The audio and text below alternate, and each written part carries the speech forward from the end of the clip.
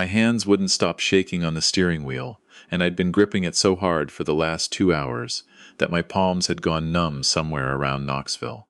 My phone was propped on the dashboard, the home security app open, the footage from my basement playing on a 6-second loop, because that's all I could stand to watch at one time. My 8-year-old son in the corner of the utility room, knees pulled to his chest, mouth open in a scream I couldn't hear through the video, but could feel in my sternum, like something breaking. My brother-in-law had locked him in there, in the dark, with the door wedged shut from the outside, and my wife was standing at the top of the basement stairs, laughing. I'd been 3 hours away in Chattanooga for a site inspection. 22 years as a structural engineer, and I'd never once left a job site early. I left that one fast enough that I nearly backed my truck into the foreman's trailer. It was my neighbor Paulette who called me. She's in her late 60s, retired school librarian, lives to the left of us with her 2 cats and a vegetable garden that puts mine to shame. She'd heard screaming from her backyard and thought at first it was a TV left on. Then she heard it again and recognized it as my boy. "Something's very wrong over there," she told me, her voice careful and steady in the way people get when they're scared, but don't want to scare you worse. I called 911, but I thought you should know. I pulled up the camera app before I even started the truck. What I saw on that screen has not left me. It will not leave me. I have 7 cameras in that house. Installed them myself over the last 2 years because I'd been feeling uneasy in a way I couldn't name, the way you feel a weather change in an old injury before you can see the clouds. My son was in the utility room in the southeast corner of the basement, which I use for storage and laundry. The overhead light was off. The only illumination came from the infrared camera. His face was gray in that light, his arms pressed against his knees, rocking. At the top of the stairs, visible through the open basement door, stood my brother-in-law, my wife's older brother, holding what looked like his phone with the screen lit up, and my wife beside him, hand over her mouth, shoulders shaking. They were laughing. I watched for 11 seconds. That was all I could take.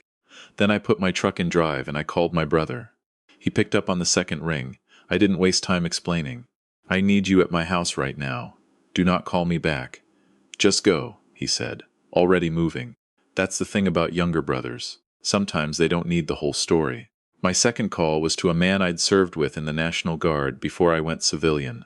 We'd done 2 deployments together, Kosovo and later Iraq, and he was the kind of person who understood that some situations don't have a gentle solution. I told him what I'd seen. He listened without interrupting. When I finished, he said, "Text me the address. I'm 40 minutes out." Those 2 hours on I-75 were the longest of my life. I kept cycling through what I knew, what I'd suspected, what I'd chosen not to see, because the alternative was something I wasn't ready to face. My wife and I had been married for 9 years. My son was from a previous relationship. His mother had passed when he was 2, a car accident on a wet highway. I'd raised him alone for 3 years before I met her at a mutual friend's cookout. She'd seemed warm then, patient, good with kids. Everyone always said so. Her family was a different situation. Her brother had moved to Nashville from somewhere in rural Alabama 3 years into our marriage. He had a vague history of trouble, which my wife summarized as bad luck and a rough county, and which turned out to mean a domestic violence charge that had been plea bargained down. Her cousin, who came up most holidays, had a suspended license and a chip on her shoulder the size of a truck tire. Her mother, who I'll say nothing more about than she is also in this story, treated my son like a piece of furniture that happened to make noise. I'd said something once, early on, about the way they spoke to him. My wife had cried for 2 days about how I didn't respect her family. After that, I started paying closer attention. I bought the cameras quietly. I kept my mouth shut and I watched. I didn't know what I was building toward. I just knew I was building toward something. When I turned onto our street, I saw the cruisers first, 3 of them, lights going, blocking the driveway. An ambulance backed up on the lawn. My neighbor Paulette standing at the edge of her property, with her arms crossed and her jaw set, watching everything the way a person watches something they knew was coming and had hoped they were wrong about. My brother met me at the curb. He had a look on his face I recognized from when we were kids, and something had already been handled that we weren't going to discuss in detail. "He's okay," he said immediately. "He's inside with Paulette's daughter. She's a pediatric nurse. She happened to be visiting. He's got some bumps where he fell against the shelving in the dark, But he's okay. Where is she? In the back of the second cruiser. I looked. I could see my wife's profile through the window. She was turned away. And him? My brother nodded toward the side of the house. My brother-in-law was sitting on the porch step, with his hands zip-tied behind him, and what appeared to be the beginning of a very unfortunate week written across his face. My friend from the guard was leaning against the porch rail nearby, arms folded, looking relaxed in the specific way that means the opposite. A detective found me before I made it to the door. Young woman, sharp eyes, the kind of tired that comes from seeing too much too fast. "Mr. Alderman?" She had my name from the 911 call Paulette made. "Yes, your son is asking for you. But first I need to tell you what we have so far, because some of it is going to be difficult to hear." She walked me through it standing on my own front porch. My brother-in-law had arrived that afternoon while I was in Chattanooga. My wife had told me he was coming to help fix the gutters, which I had not confirmed, but also hadn't questioned. At some point in the afternoon, my son had apparently talked back during lunch, or hadn't finished something, or had committed whatever minor 8-year-old infraction was that day's excuse. My brother-in-law had carried him to the basement. There were 4 other family members present. 2 cousins I'd met twice. My wife's mother. A person I didn't recognize at all who turned out to be a family friend nobody had mentioned was coming. They had been up there for close to 40 minutes when Paulette heard the screaming from her garden. "The footage from your cameras," the detective said, and she paused, choosing words. "It's comprehensive. It establishes a clear record of what occurred this afternoon. How much of it did you review?" She looked at me steadily. "Enough to file charges tonight, and enough that I'd like you to know, formally, that what's on those cameras goes back further than today. I knew that. I'd known that was coming since I turned onto my street. Some part of me had known it for longer. My son was in the living room on the couch, with Paulette's daughter sitting beside him. She'd wrapped a blanket around his shoulders even though it was July in Tennessee, which I understand now is about shock more than temperature. He had a scrape on his forearm from where he'd hit the metal shelving in the dark, trying to find the door. His eyes were swollen. When he saw me, he said my name in a voice that had nothing left in it. I crossed the room and sat down next to him and pulled him close, and I did not say anything for a while, because there was nothing to say that wasn't going to sound hollow. He pressed his face against my shoulder, and I could feel him shaking.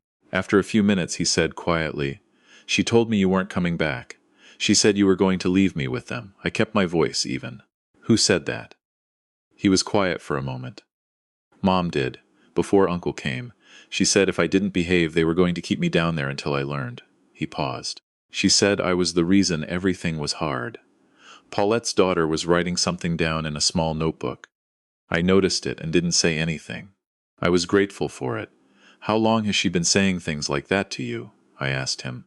He shrugged the way kids shrug when something has been going on so long it doesn't feel like a timeline anymore, just weather. That shrug broke something open in my chest. The paramedics came and did a proper assessment. A few minor contusions, nothing structural, but they wanted to document everything.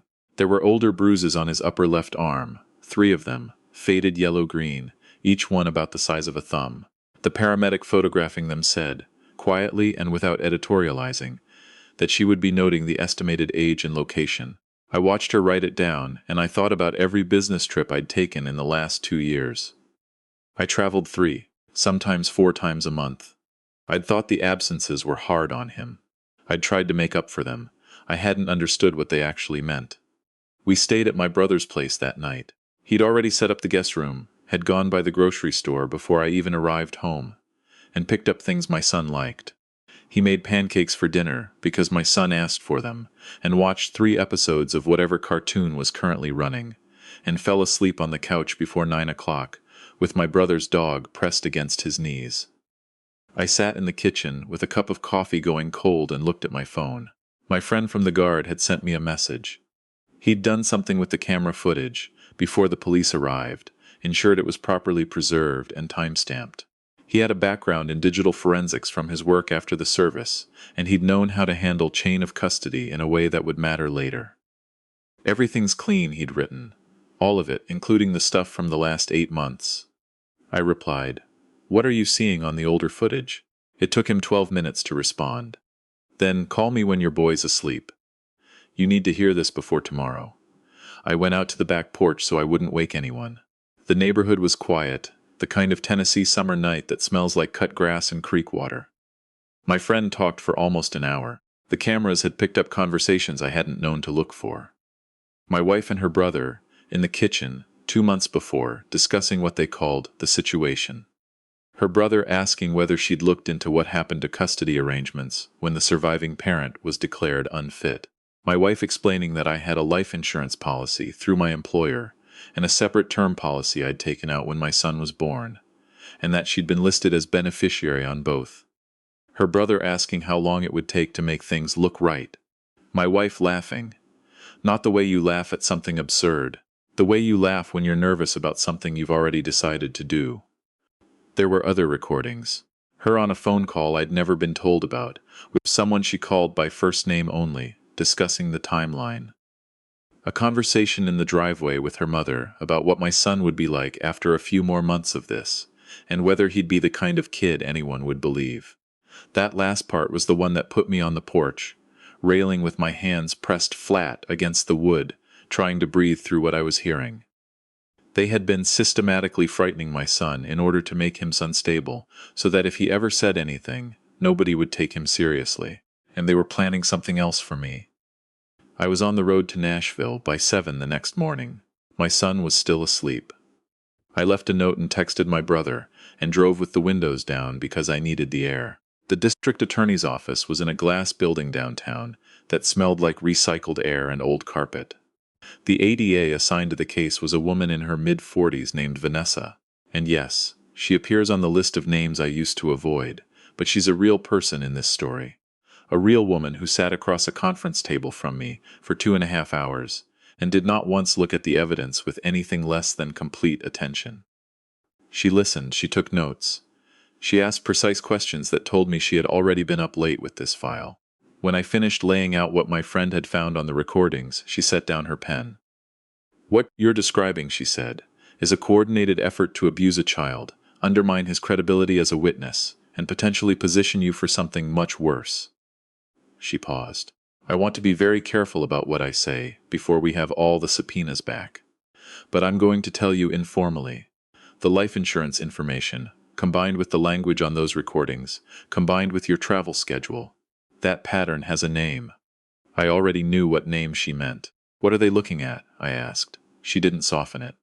"Your brother-in-law, with what we have on film and the prior domestic charge on his record, is looking at felony child abuse. Minimum 5 years, more likely 12 to 15 given the premeditation. The others present in the house are looking at various levels of complicity. Your wife—" She stopped. "Your wife is the architect. If the murder conspiracy can be substantiated through the phone records and financial records, she's looking at life." I drove back to my brother's house and sat in the parking lot for a while before going inside. Custody was terminated as an emergency measure within the week, given the pending charges and the evidence. My son and I were placed with my brother officially, while the house remained a crime scene, and then we found a rental in a neighborhood on the east side of Nashville, somewhere with no history for either of us, a first-floor unit, so there was no basement, which he had specifically asked for. The criminal case moved faster than I expected. The phone records came back with communications to a man in Memphis my wife had been in contact with 17 times over 6 weeks. The financial records showed a series of transfers from a joint account I'd largely stopped monitoring, small enough of amounts each time that they didn't trigger alerts, adding up to just over $18,000 over 8 months. My wife had paid that man a retainer for a service that was never quite put in writing, but the texts between them were specific enough that the ADA called me on a Wednesday afternoon and said, "We're adding conspiracy to commit murder. She will not see the outside of a prison for the rest of her functional life." I didn't respond right away. I sat with the phone pressed against my ear listening to the traffic outside my office window. "Thank you," I said finally, which wasn't what I meant. What I meant was something I don't have a word for yet. My brother-in-law was sentenced 8 months after his arrest. The courtroom was full in a way courtrooms in those cases tend to be. People who'd followed the case online, a few advocacy group representatives, local news.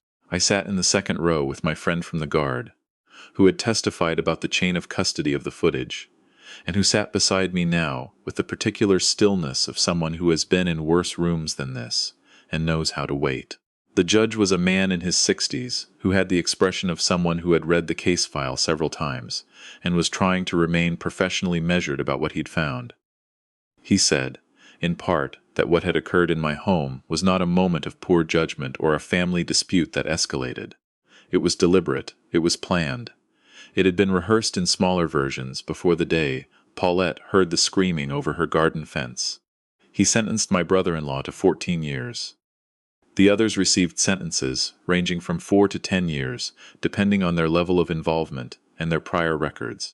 My wife's cousin, who had a suspended sentence from a DUI manslaughter charge that hadn't resulted in prison time, had that suspension activated the moment her new charges were filed.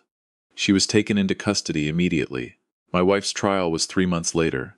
My son was 9 by then. He'd started 4th grade at a new school where nobody knew his history, where he had a teacher who noticed he was quiet and made a point of not drawing attention to it in a way that somehow made all the difference. He'd started drawing again, which he'd stopped somewhere in the previous year without my noticing.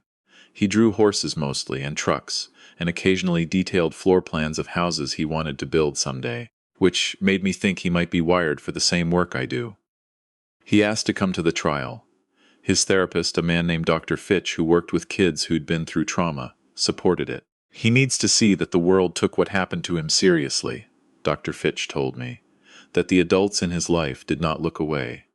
So we went together, my son and I, and he sat beside me and drew in his sketchbook through most of it. The footage played for the jury. I had seen it enough times that I knew every second, but watching it in that room, in the silence of 12 people who were seeing it for the first time, was a different thing. I heard someone in the jury box draw a sharp breath. I kept my eyes on the table in front of me. The audio recordings played next. My wife's voice, planning. Her brother's voice, agreeing. The specific, careful language they'd used to describe what they intended to do to my son, and what they'd arranged to do to me. The defense attorney argued that my wife had been under psychological duress, that years of financial pressure and family dysfunction had compromised her judgment. The ADA's response was that her client had made 17 phone calls, transferred money across 3 accounts, and maintained these arrangements for 8 months. That is not compromised judgment. That is a plan. The jury took 6 hours, guilty on all counts. When the verdict was read, my wife looked at the table. She didn't scream or collapse. She just went very still, the way people go still when something they knew was coming finally arrives and there's nothing left to do about it. Sentencing was 3 weeks later. Life, with no possibility of parole for 30 years.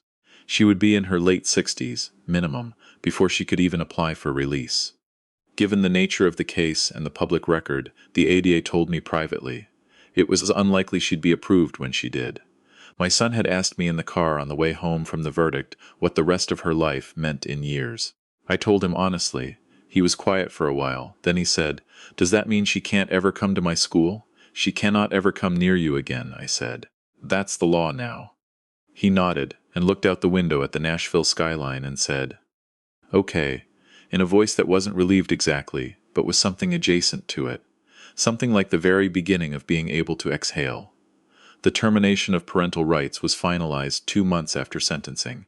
I had requested a hearing rather than letting it proceed as a formality, because my son had told Dr. Fitch that he wanted to say something if he was allowed to.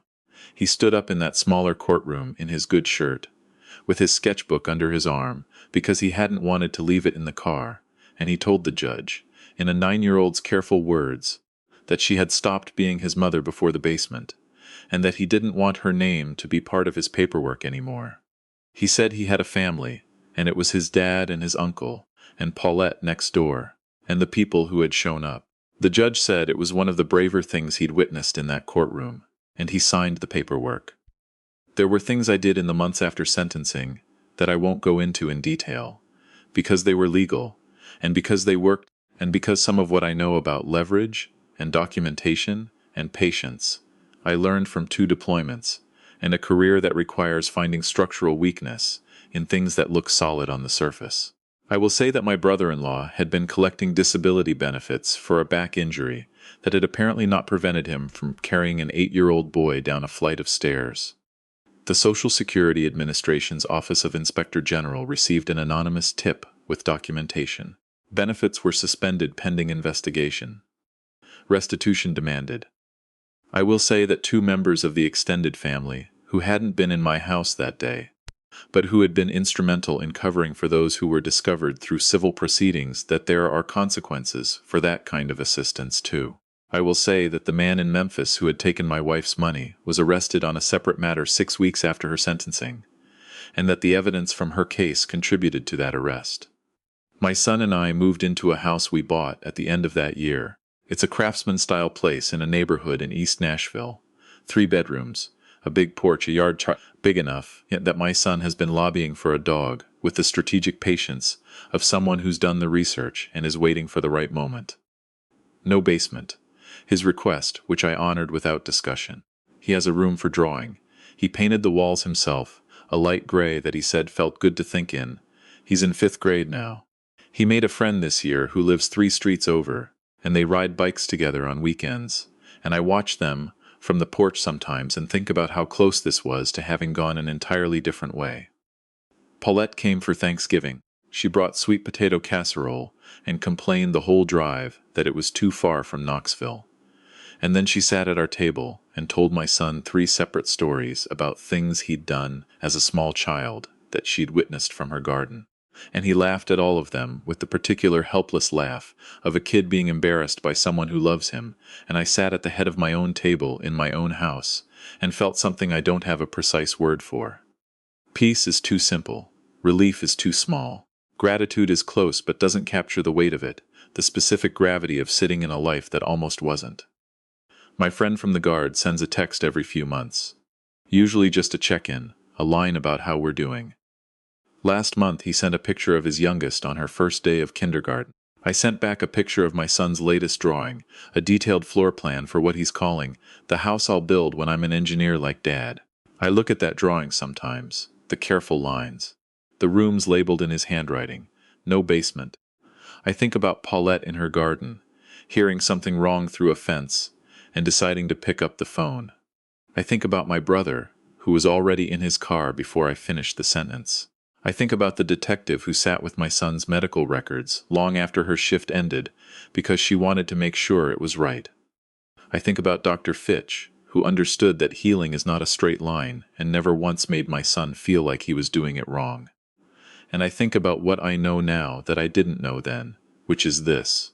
The people who hurt children count on a particular silence. They count on no one wanting to believe that a mother could, that a family could, that it could be happening in the house next door. They count on the discomfort of being wrong feeling worse than the cost of looking away. Paulette was gardening. She heard something. She did not look away. If you're watching this and something in it sounds familiar, not like a story you've heard but like something you know, please don't wait. Document everything you can, every camera, every note, every date. Report it.